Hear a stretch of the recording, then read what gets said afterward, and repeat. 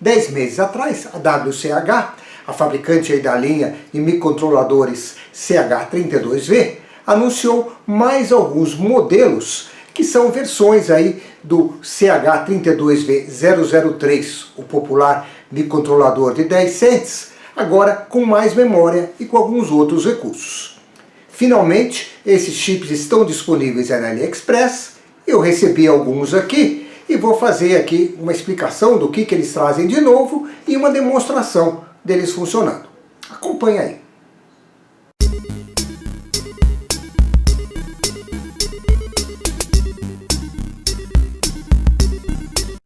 Bem, vamos ver o que a gente tem disponível de documentação. A primeira coisa importante para notar é que a documentação ainda está em atualização. Então eu fui conferir e tem uma versão nova do datasheet do CH32V003, é a versão 1.7 que eu estou tendo aqui. Ela foi atualizada agora em março. Bem, dando uma relembrada básica do que ele tem, ele é baseado num core aí do KingQ RISC V2A, que ele fala aqui embaixo que isso aí segue o padrão RV32EC, né? O RISC-V ele tem aí uma série de padrões, toda uma lógica de como é que você escreve esse número. Isso aqui descreve direitinho quais são as instruções que ele aceita. O que ele tem aqui de interessante, está rodando a 48 MHz, tem 2K de RAM, 16K de flash. Ele trabalha a 3,3 ou 5 volts.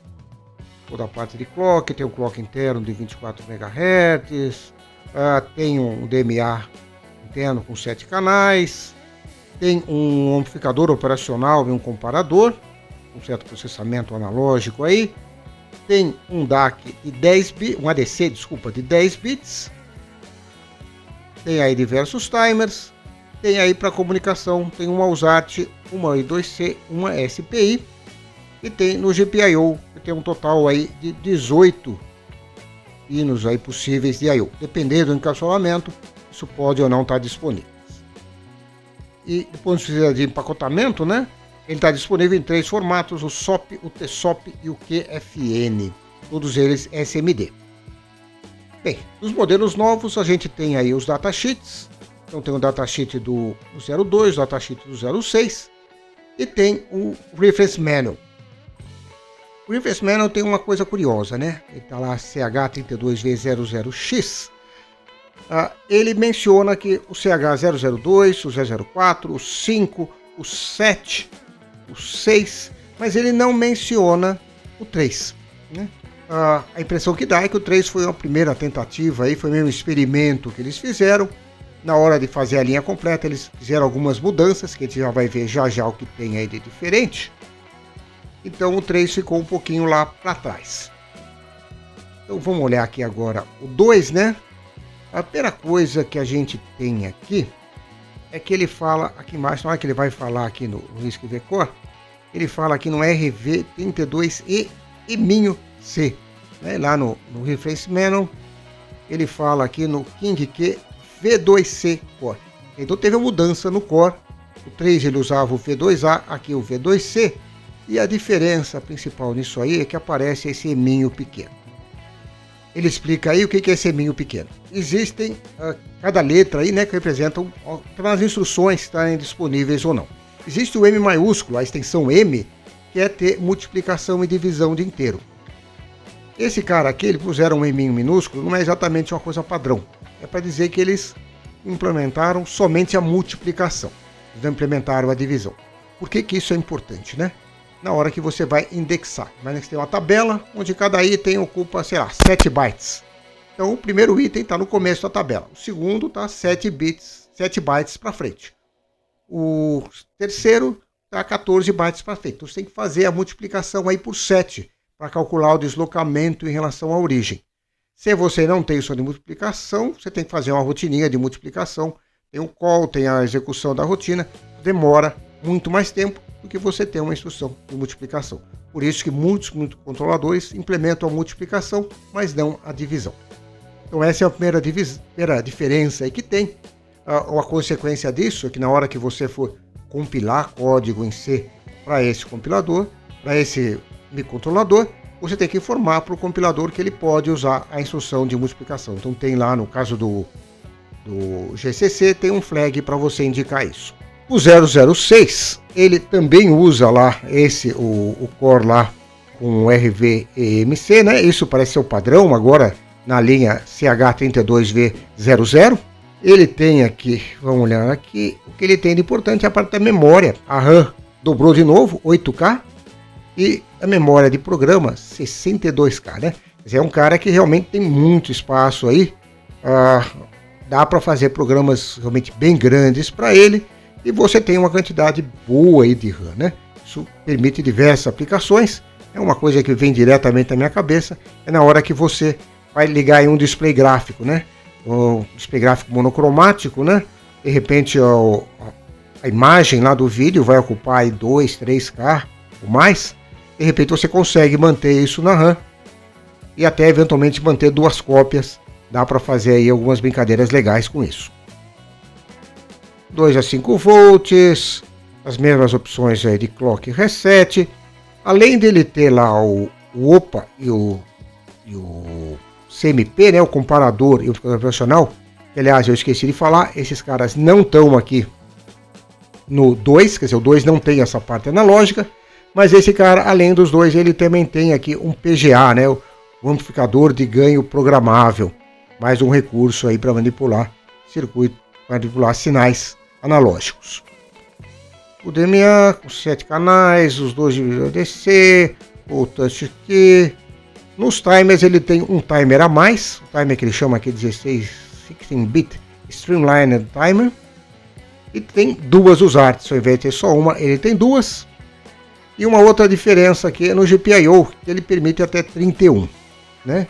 Obviamente, para você botar 31, você vai precisar de um encapsulamento maior. As opções de encapsulamento dele são diferentes, ele tem o QFN, o TSOP e o QSOP. Para falar aí um pouquinho mais dessa questão aí do GPIO, etc. Tal, né? Então, dependendo do formato, você tem aí o pinout, né? Então, no caso, aqui estamos no 003, ele tem aqueles formatos com 20 pinos. Nesse encapsulamento tem um formato, esse aqui também são 20 pinos, num outro encapsulamento. Certo? E esse aqui é um formato que tem 16 pinos. Na hora que eu reduzo de 20 para 16 pinos, tem alguns GPIOs que não vão poder ser conectados com o mundo externo. No caso do 002, né? Ele também tem encapsulamento de 20 pinos. O outro formato aqui de 20 pinos. Na verdade é 21, ele tem o terra tá ligado aqui no pino central, né? Não tá ligado aqui do lado. Ele tem a versão de tem duas versões, tem uma versão de 16 pinos e tem até uma que tem 3x4, 12 pinos, né? Então nessas versões aqui, o que você vai ter de GPIO tá mais restrito. Essa é a versão de 8 pinos, desculpa, tem a versão aqui de 8 pinos, né? Então esse cara aqui tem diversas variantes aí, o 002. Você pode decidir aí se você quer ter um formato mais compacto, mas ter menos GPIO, ou ter aí um formato maior, mas aí você tem acesso aos 18 GPIOs que você tem.